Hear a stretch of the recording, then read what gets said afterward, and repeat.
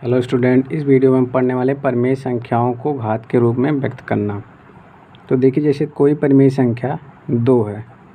अब 2 को हम इसकी 2 की घात कैसे लिखेंगे? 2 की घात में 2 की घात 1 लिखेंगे। अब 3 को 3 की घात के रूप में कैसे लिखेंगे? 3 की घात 1। 4 को कैसे लिखेंगे? 2 गुणे 2 लिख देंगे। अब देखिए 2 2 मतलब 2 2 बार आए, इसका मतलब 2 की घात 2 हो गया। 5 को 5 की घात 1 लिखेंगे। इसी तरह से हम किसी भी परिमेय संख्या, अब देखिए कोई भी पूर्णांक है उसका हम अपान 1 या बटे 1 लिख सकते हैं, तो वह एक परिमेय संख्या हो गई। इसका मतलब प्रत्येक पूर्णांक परिमेय संख्या होती है। तो यहाँ से हमने 2 एक परिमेय संख्या है, इसलिए 2 को हमने 2 की घात 1 या 3 की घात 1 या 4 को हमने 4 गुणे 2 बराबर 2 की घात 2 के रूप में, 5 बराबर 5 की घात 1 के रूप में व्यक्त कर दिया। जैसे कोई यहाँ पे 4/16 है, अब इसको घात के रूप में व्यक्त करना है, तो देखिए 2 गुणे 2 यहाँ पे हो गया, यहाँ पे 4 गुणे 4। तो यहाँ पे इसको हम ऐसे भी व्यक्त कर सकते हैं, 2/4 की घात 2, मतलब 2 का गुणा 2 बार मतलब 2 की घात 2, 4 का गुणा 2 बार मतलब 4 की घात 2। या फिर हम इसको इस तरह से भी लिख सकते हैं, 2 का नंबर 2 दूना 4, तो 1/2 घात 2। इसको इस तरह से भी लिख सकते हैं। तो देखिए कैसे करेंगे इसको, 2 गुणे 2। अब 4 को हम 2 गुणे 2 लिख सकते हैं, फिर 4 को हम 2 गुणे 2 लिख सकते हैं। यहाँ से 1 2 से 1 2 कैंसिल, 1 2 से 1 2, तो बटा 1/2 1/2 गुणे 2। तब देखिए 1/2 की घात 2, या इसको हम 1/2 की घात 2 इस तरह से भी लिख सकते हैं। तो किसी भी परिमेय संख्या को हम इस तरह से उसके घात के रूप में व्यक्त करते हैं। जैसे एक परिमेय संख्या है 4/9, तो 4 को हम 2 गुणे 2 लिख सकते हैं और 9 को हम 3 गुणे 3। तो अब देखिए यहाँ पे 2 कितनी बार गुणा में है? 2 बार गुणा में है, तो 2 की घात 2 हो गई।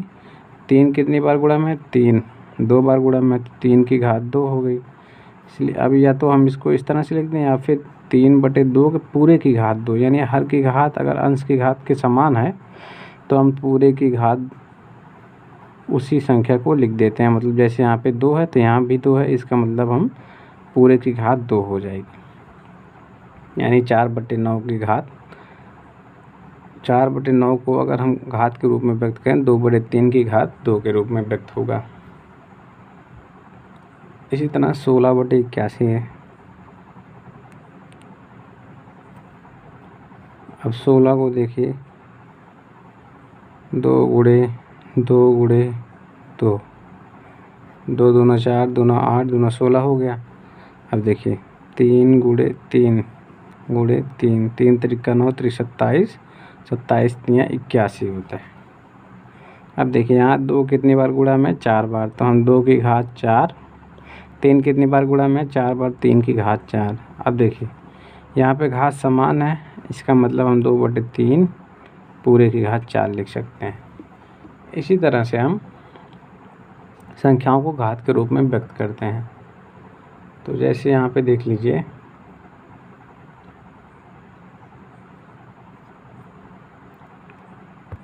जैसे 5/12 हो गया, तो 5 को हम 5 ही लिखेंगे, इसका कोई गुणनखंड नहीं होगा। तो 12 को हम 12 ही लिखेंगे, क्योंकि यहाँ पे अगर हम 12 का गुणा 4 गुणे 3 कर देते हैं या 2 गुणे 2 गुणे 3 कर देते हैं तो उसका कोई मतलब नहीं बनेगा, क्योंकि हमें अंश की घात और हर दोनों की घात 1 ही रखनी है। तो 5 की घात 1, 12 की घात 1, तो 5/12 की घात 1, यही हमारा आंसर हो जाएगा। चाहे तो आप 12 को तोड़ सकते हैं, 2 गुणे 2 गुणे 3, 2 गुणे 2 गुणे 3, लेकिन हमें यहाँ पे कोई ऐसा एक ही संख्या के रूप में इसको हम व्यक्त नहीं कर सकते हैं, या तो 2 गुणे 2 की घात 2 या 3 घात 1। अब इस तरह से हम किसी भी परिमेय संख्या को इस तरह से नहीं लिख सकते, इस पूरे की घात में कैसे व्यक्त होगा, इसीलिए हम डायरेक्ट 12 को ही लिख दिए। ये था रीज़न, इसलिए क्योंकि हमने 12 का गुणनखंड नहीं किया। अब देखते हैं, जैसे एक क्वेश्चन है,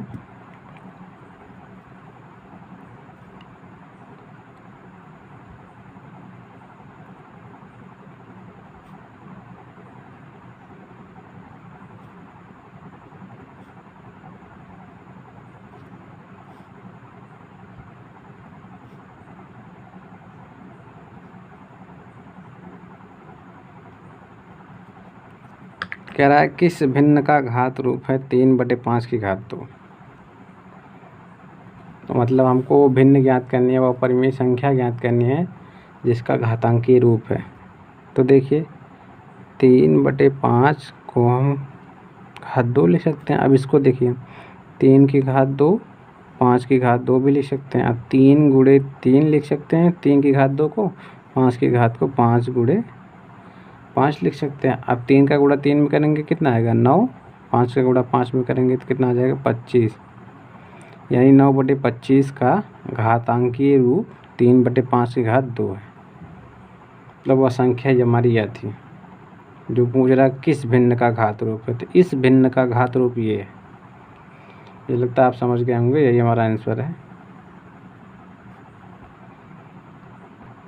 एक फार्मूला लिख लीजिए, एक फार्मूला है या सूत्र है,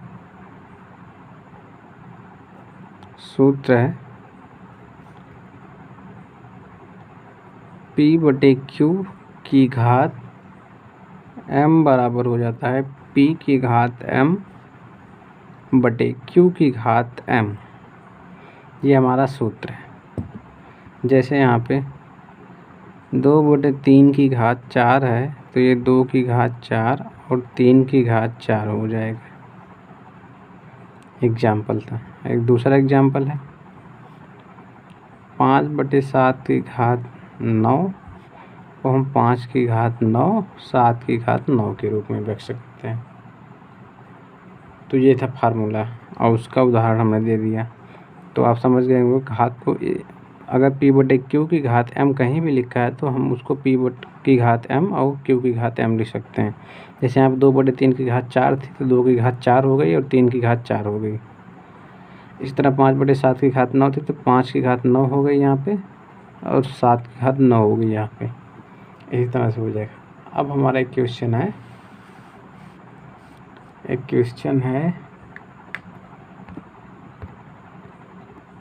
यहाँ पे क्वेश्चन है बल्कि उदाहरण है, देख लीजिए।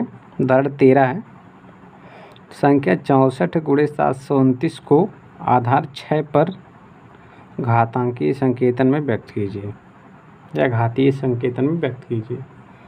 तो देख लीजिए इसको कैसे करेंगे कि यहाँ पे हो जाएगा 64 गुणे, अब 64 को हम कैसे लिख सकते हैं। 64 को देखिए यहाँ पे इसका हम गुणनखंड करके दिखा दे रहे हैं आपको।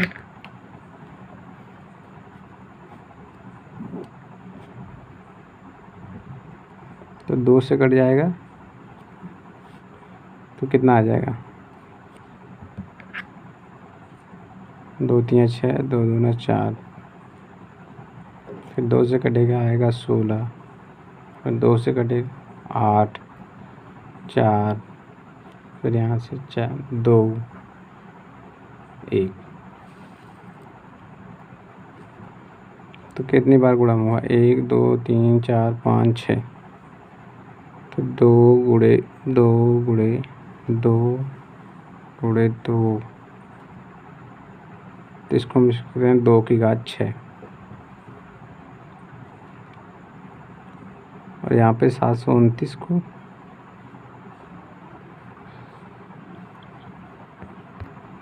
यहाँ पे देखिए 729 का जब करेंगे गुणनखंड तो इसी तरह से गुणनखंड कर लेंगे तो आ जाएगा 3 गुणे 3 गुणे 3 गुणे 3 गुणे 3 गुणे 3, मतलब 6 बार इसका गुणा होगा 3 गुणे 6।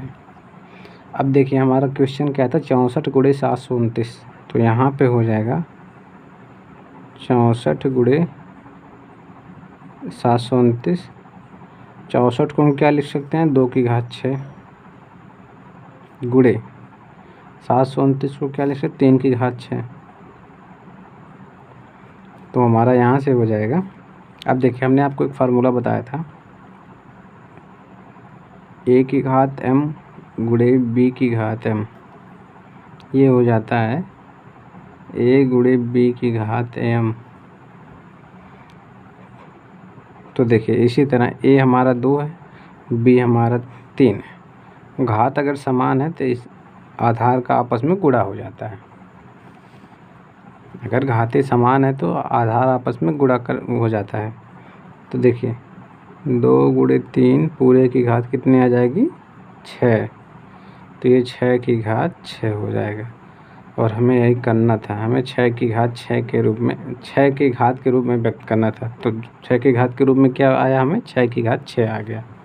यहाँ पे क्वेश्चन में देख लीजिए 6 की घात पर घातांकी संकेतन में व्यक्त किए 6 की घात के रूप में, तो 6 की घात के रूप में व्यक्त कर दिया। हमारा क्वेश्चन हो गया सॉल्व। अब इसके साथ हम पढ़ेंगे या इसके बाद पढ़ेंगे अभ्यास 2C।